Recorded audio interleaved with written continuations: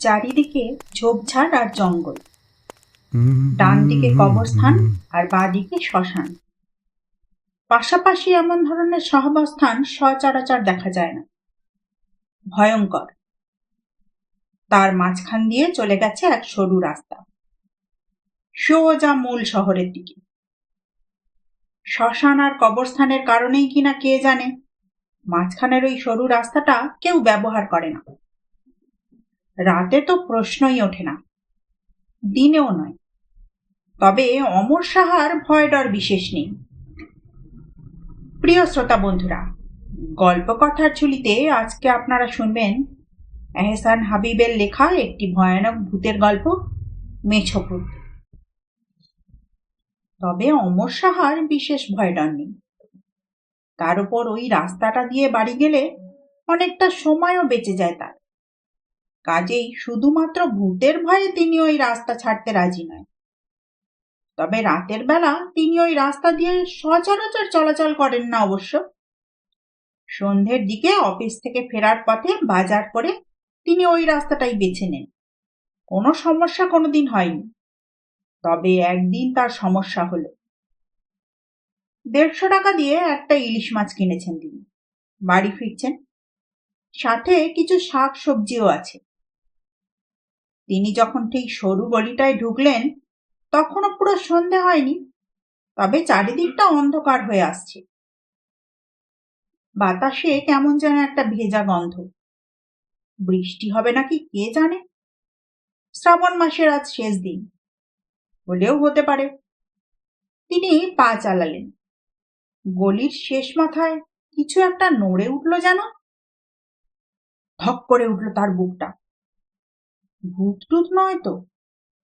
না, ভূত না। একটা বামুন টাইপের ছোট্টখাট্ট মানুষ দাঁড়িয়ে। তার সারা শরীর পানিতে ভেজা। কিন্তু অসময়ে এখানে দাঁড়িয়ে কেন? তাও আবার সারা গলিটা আটকে দাঁড়িয়ে আছে। এই, কে তুমি? এখানে দাঁড়িয়ে আছো, কি করছো? সরে দাঁড়াও। অমর সাহা তাকে ধমক দিলেন। পানিতে ভেজা বামন টাইপের লোকটা বলল, স্যার, আমারে চিনলেন না? না, কে তুমি?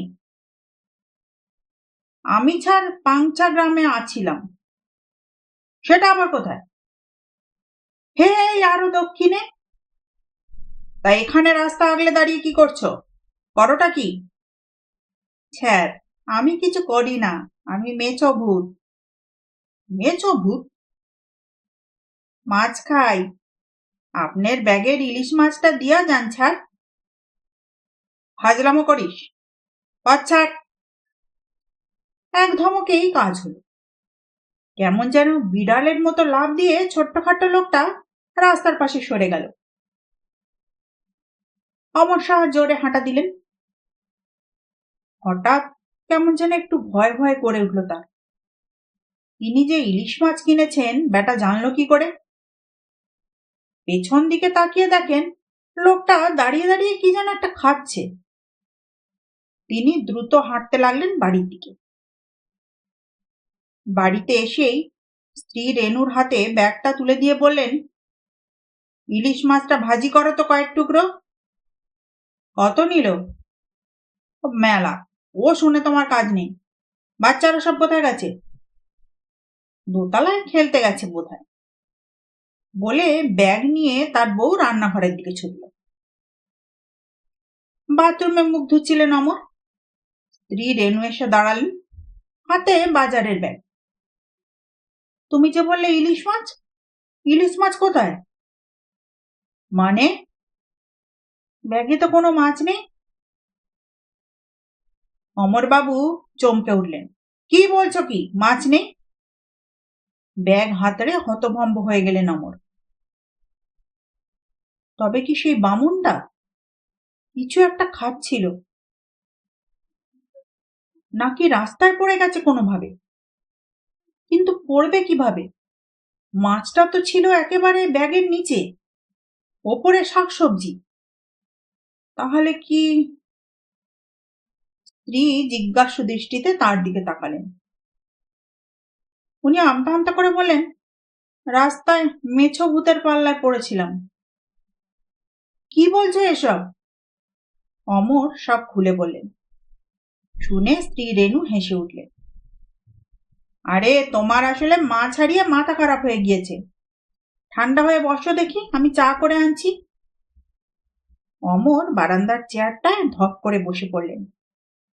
পুরো ব্যাপারটা তার মাথায় কিচ্ছু ঢুকছে না। সপ্তাহখানেক পর অমর আবার একটা মাছ কিনলেন, এবারও ইলিশ মাছ।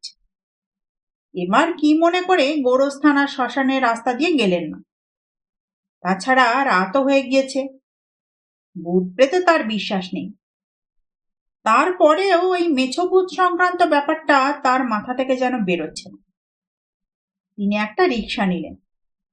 রিক্সাটা ঠিক বাড়ির গলির মুখে এসে থেমে গেল। তিনি বলেন, কি হলো?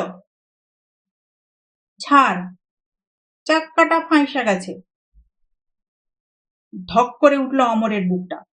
গলাটা যেন ভীষণ চেনা। আরে, এ তো সেই মেছো ভূতটা, ছোট্ট খাট্ট বামন টাইপ। তুমি? ছাড়, চাক্কাটা ফাঁসা গেছে।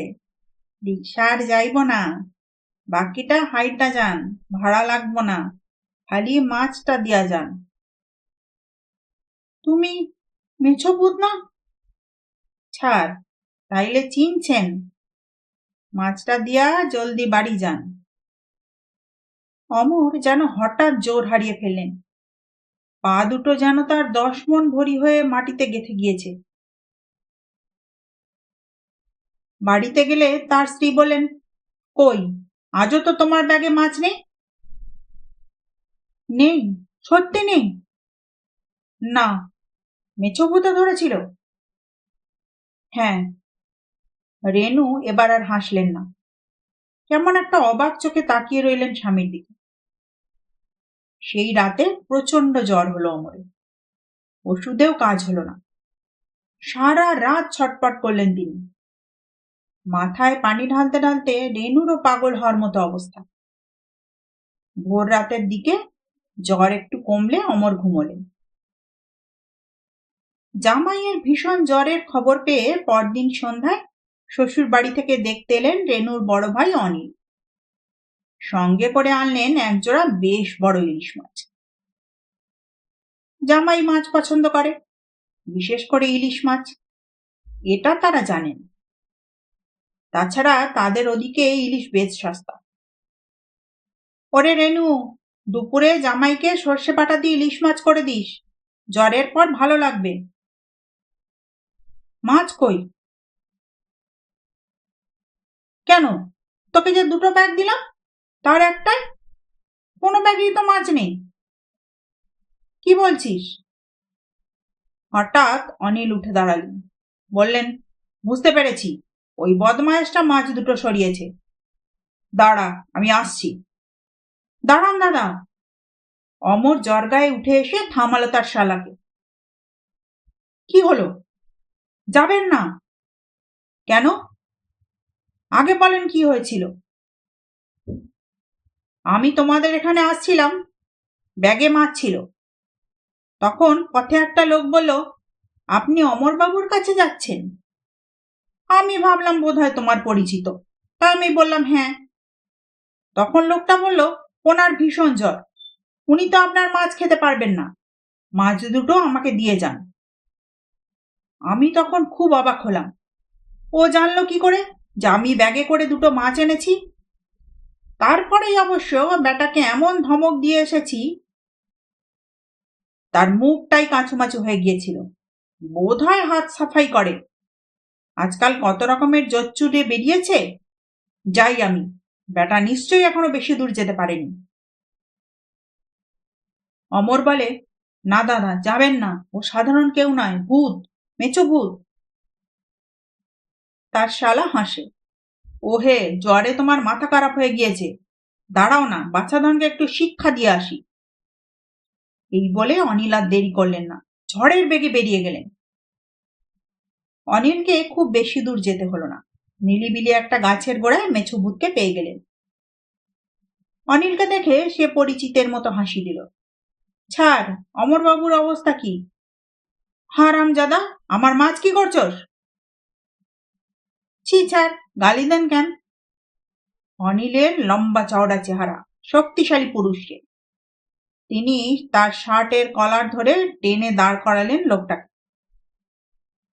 মনে হলো লোকটা বেশ বিরক্ত হলো। সে বলল, অনিল বাবু, কাজটা ঠিক করতেছেন না। অনিল ভেতরে ভেতরে অবাক হলো। ও আমার নাম জানলো কি করে? কিন্তু সেটা বাইরে প্রকাশ করলেন না।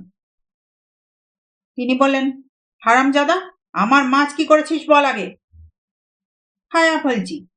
হাঁ কর, তোর জিভ টেনে ছিড়ব। হাঁ। কালো কুচকুচে সাপের মতো লম্বা একটা জিভ দেখলেন অনিল, লক লক করছে। তার হাত ফসকে পড়ে গেল লোকটা। মেয়েদের মতো খিলখিল করে হেসে উঠল সে। অনিল বাবু প্রচন্ড ভয় পেয়েছেন। হঠাৎ তিনি দৌড়তে শুরু করলেন, কিন্তু মনে হলো তার পিছু নিয়েছে লোকটা।